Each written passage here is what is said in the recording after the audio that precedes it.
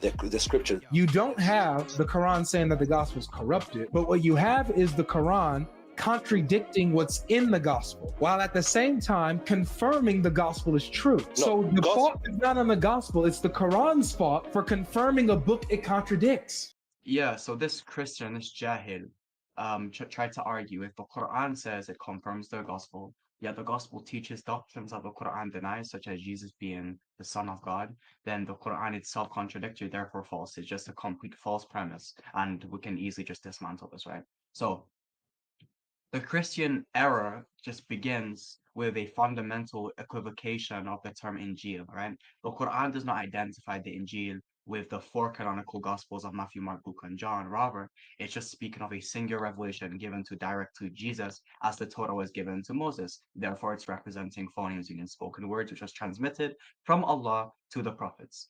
The four Gospels, however, are like narratives, right? Written decades later in Greek by unknown authors, each with differing theological agendas, right? So to conflate the Injil is just a complete category error. And this guy, this Jahil right here, just doesn't understand that. Next, the Quran explicitly speaks of tahrif, meaning distortion or corruption or alteration. In Quran chapter 2, verses 79, we see, so woe to those who write the scripture with their own hands and then say, this is from Allah in order to gain for a small price. Likewise, in the Quran, in chapter 4, verses 46, they distort the words from their proper place. Thus, when the Quran claims to confirm the gospel, it confirms the original revelation itself, okay, meaning the message which Jesus spoke, okay, not the later interpolations and theological innovations embedded in the extant New Testament corpus, right? It's just that's just a category error itself. Now, confirmation in the Quranic sense does not mean uncritical endorsement of every extant textual tradition. Okay, that's just a presupposition, right?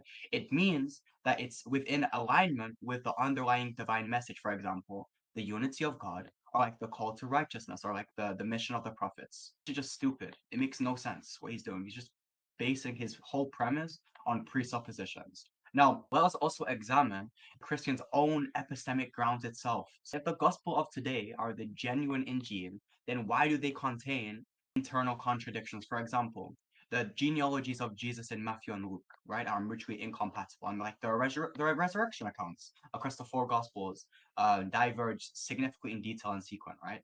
Now, the Christian objection therefore is just arrested onto a false premise and an assumption that the gospel which they have is going to be the Injil mentioned in the Quran, which is just a fallacy of presupposition.